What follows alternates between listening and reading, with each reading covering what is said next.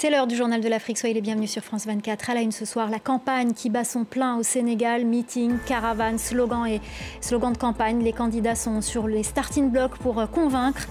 Ils présentent leur programme et s'attaquent mutuellement. On vous explique tout ça. Nous serons à Dakar dès le début de ce journal.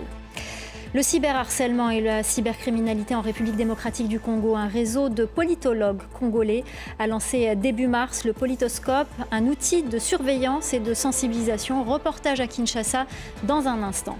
Et puis on ira plus loin sur ce dossier, sur ce sujet avec notre invité Ange Kassango, journaliste à Reuters et auteur du livre Balobaki, la démocratie congolaise à l'heure des réseaux sociaux, des fake news et de la manipulation. Interview à la fin de ce journal. Ils la voulaient, cette présidentielle, et ils n'ont pas l'intention de déserter le terrain. Les candidats sénégalais battent campagne à quelques jours du scrutin. Meeting, caravane, ils occupent bien le terrain à la rencontre des électeurs. Carnet de campagne avec notre correspondante à Dakar, Sarah Sakou.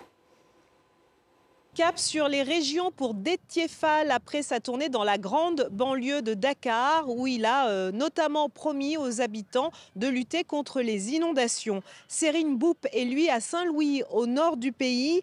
Lui invite les 18 autres candidats à échanger autour de leur programme dans un débat vendredi. Celui qui défend un Sénégal bien ancré dans ses traditions promet notamment des écoles coraniques modernes un peu partout dans le pays. Anta Babacar Ngom Diak est elle aussi au nord. On a l'impression que le fauteuil présidentiel est réservé aux hommes. Je dis non, a affirmé celle qui est la seule candidate en lice dans cette course. Alors que la campagne entame son dernier virage, les discours des différents candidats se musclent dans les camps des favoris de ce scrutin. On se dit confiant d'une victoire dès le premier tour. Amadou Ba, candidat de la coalition présidentielle, qui se trouve à l'ouest du pays ce mardi, joue ainsi la carte de l'expérience. Il se présente comme le choix qui rassure et houspille au passage les programmes populistes de ces challengers. Bassirou Diomaye Faye et son mentor Ousmane Sonko continuent eux de dénoncer le système en place et de promettre une meilleure répartition des ressources. Les deux hommes se sont séparés pour aller à la rencontre de plus d'électeurs et devraient se retrouver ce soir à Kaolack, c'est à l'ouest du pays. Dakar devrait, elle, s'animer en fin de semaine avec le retour des caravanes de plusieurs candidats jeudi et vendredi. Les candidats qui feront donc dans la capitale leur dernier meeting de campagne avant la fin de cette campagne électorale prévue vendredi à minuit. Et après les promesses de campagne, on va s'intéresser au bilan, celui de Macky Sall. Le président sénégalais a passé 12 ans au pouvoir. Et si tout le monde s'accorde à dire qu'il a développé à vitesse grand V les infrastructures publiques, son bilan économique reste contesté. Léo Péchard. C'est une construction phare réalisée sous la présidence de Macky Sall. Le train express régional inauguré en 2021. Un transport qui relie Dakar à la banlieue de la capitale sénégalaise. L'une des nombreuses infrastructures qui vaut au président sénégalais une réputation de bâtisseur. Il a construit des terres, des BRT, des bonnes routes. Ça, vraiment, on est apprécié à cela. Mais ces transformations ont creusé la dette du pays. Elle est passée de 45% en 2012 à plus de 70% aujourd'hui. Et ce, malgré une croissance qui devrait caracoler à 8,3% en 2024 selon le FMI. Mais cette dynamique a peu bénéficié au Sénégal ces 12 dernières années. Si elle a diminué de 5% entre 2011 et 2019, la part de la population vivant sous le seuil de pauvreté reste importante, estimée à près de 38%. En termes d'indice de développement humain, le Sénégal a quitté la 154e place pour être à la 169e place. En termes de chômage, on est passé de 12%, de 13% en 2012 à 23%, à 24% maintenant. L'humain, c'est ce qui est absent dans le bilan du président Macky Sall. Un bilan en demi-teinte assombri selon certains experts par un glissement autoritaire de Macky Sall ces dernières années. Le président sénégalais est accusé de s'en être pris à de nombreux opposants. Et sa décision invalidée par le Conseil constitutionnel de reporter l'élection présidentielle n'a fait qu'accroître la défiance d'une partie de la population envers son gouvernement. En Guinée, les acteurs politiques et de la société civile s'opposent catégoriquement à un glissement du calendrier de la transition en cours. Ce mardi, devant la presse, ces leaders ont demandé le respect des 2 ans de transition prévus dans l'accord signé entre les militaires au pouvoir et la CEDEAO. Écoutez le porte-parole de la convergence des acteurs sociopolitiques au micro de Malik Diakité, notre correspondant à Conakry. Nous sommes engagés pour 2 ans de transition. La preuve, il y a un accord dynamique qui engage les autorités de la Guinée, notamment le CNRD et la CEDEAO, qui font état de 24 mois de durée de la transition. Notre engagement va jusqu'à la date du 31 décembre 2024. Passé ce délai, la convergence ne reconnaîtra aucune institution issue du coup d'État du 5 septembre 2021 parce que pour nous, c'est contraire au principe. Pour nous, ils ont failli à leur engagement vis-à-vis du peuple de Guinée, vis-à-vis des partenaires bi- et multilatéraux de la Guinée. Et on part tout de suite en République démocratique du Congo avec cette question. Comment lutter contre les discours de haine sur les réseaux sociaux? Pour tenter de résoudre la problématique, un réseau de politologues congolais a lancé début mars le Politoscope, un outil de surveillance et de sensibilisation sur la cyberviolence verbale. Reportage à Kinshasa d'Aurélie Bazara-Kibangula.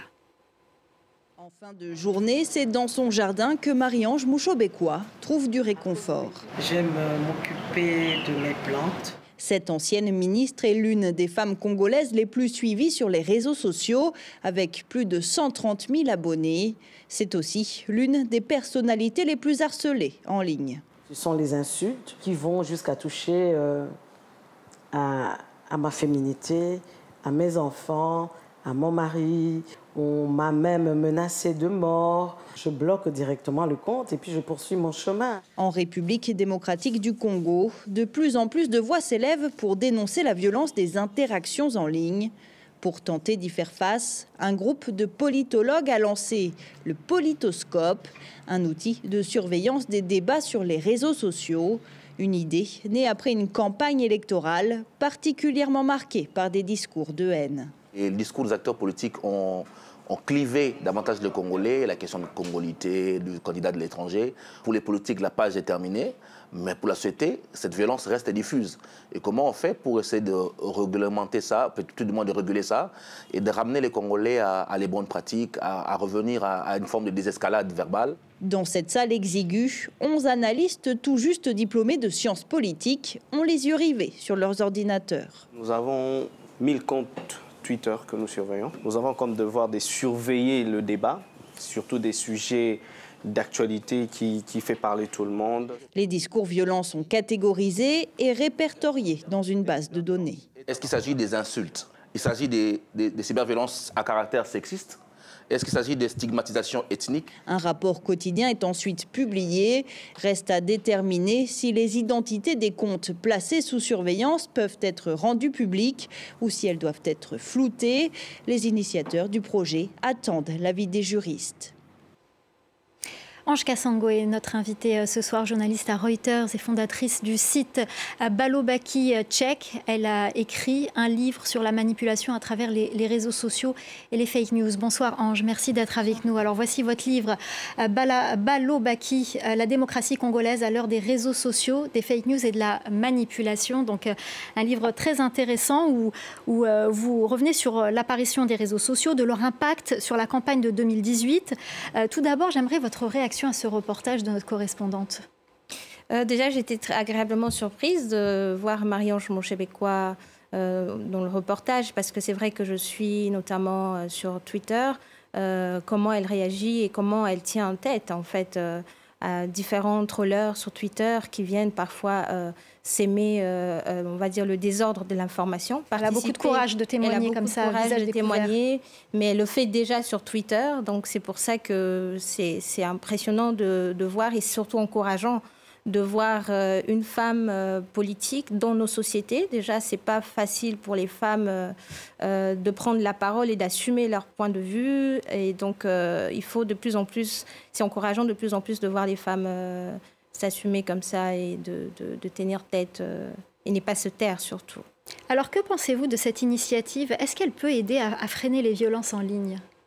Alors, ça peut aider à éduquer les citoyens. À sensibiliser. Voilà, l'éducation aux médias vise à sensibiliser les citoyens, les journalistes, mais aussi la communauté sur la fabrique de l'information. Et quand on comprend la fabrique de l'information à travers notamment l'engagement citoyen, notamment à travers le rôle du citoyen dans la société, mais aussi ce que les politiques peuvent faire et ne pas faire, ça peut aider évidemment à réduire sensiblement les discours de haine qui sont distillés à longueur de journée. À expliquer tout simplement aux personnes qui ont accès aux réseaux sociaux que tout ce qu'on y trouve n'est pas forcément vrai. Vous travaillez dans le fact-checking et vous envoyez des fausses infos apparaître et avoir des conséquences. Qu'est-ce qui vous a le plus marqué, par exemple, lors de cette dernière campagne présidentielle ? C'est vrai que mon livre a beaucoup plus parlé de la campagne de 2018, mais justement, c'était intéressant et ça avait en plus aiguisé davantage mon regard sur ce qui s'est passé en 2023. Donc, on est parti des affirmations peut-être fausses, des informations ou mésinformations pour ceux qui ne sont pas conscients de la qualité de l'information qu'ils partagent. Mais pendant la campagne de 2023, il y a eu beaucoup de discours de haine. J'ai bien apprécié que vous parliez plus de discours de haine au lancement du sujet parce que c'est le plus dangereux aujourd'hui. Les discours de haine visent à lancer, à susciter une action qui peut être violente, soit la violence verbale, comme le reportage le dit clairement, mais aussi la violence physique. Et dans nos pays, enfin, surtout au Congo, un pays où le multilinguisme peut, elle aussi, permettre qu'il y ait davantage des discours de haine et de violence dans les communautés, parce que plus les langues sont différentes dans les régions, plus l'information, elle se propage et elle se déforme aussi. Donc, c'est très important, très utile pour la société civile de sensibiliser la communauté, comme le font nos amis que nous venons de suivre le reportage, mais aussi pour les politiques d'être sensibilisés et de comprendre aussi à travers leurs partisans. Parce que les politiques, pendant la campagne électorale, ils lancent des discours. Ça peut être des discours de haine, ça peut être des discours vachement qui ont divisé la communauté, mais après, eux, ils avancent. Ils sont conscients que c'était des discours politiques pour la campagne, de bonne guerre, mais la communauté reste avec ces discours. Et comment aujourd'hui, c'est comment construire et renforcer la cohésion sociale et nationale après la campagne électorale de 2023. Alors, qu'est-ce qui vous inquiète le plus rapidement et quel est le conseil que vous voudriez donner aux personnes, aux jeunes notamment qui ont accès au réseau ? Je pense que le plus important, c'est l'attitude que l'on a lorsqu'on reçoit une information. Parce qu'on ne se pose pas beaucoup de questions lorsqu'on reçoit une information. On a tendance à partager sans se poser la question de si cette information, elle est vraie ou elle est fausse. Donc, tout va dans l'attitude. Et aussi, les journalistes, vous savez, nous avons encore une bataille pour renforcer notre démocratie, mais aussi renforcer la liberté de la presse, qui est davantage piétinée. Notre collègue Stanis n'a pas été libéré. Donc, il y a un travail à faire à la fois du côté des journalistes, à la fois du côté de la société civile, mais beaucoup plus du côté des décideurs, pour l'intérêt de la communauté et du pays. Donc chacun a sa responsabilité Exactement. à prendre. Merci beaucoup Ange Kassango et je vais du coup rebondir sur Stanis, sur notre confrère Stanis Boujakera, puisqu'il devait être libre aujourd'hui, mais il va devoir rester en prison encore, car selon ses avocats, le ministère public a fait appel de la décision de justice. Pour rappel, il a été condamné à 6 mois de prison, une peine qu'il a déjà purgée. Voilà, c'est la fin du Journal de l'Afrique. Merci aux équipes en régie. Merci à notre chef d'édition, Khalid Doussi. Merci à nos correspondants et merci à vous pour votre fidélité. Restez avec nous, l'info continue sur France 24.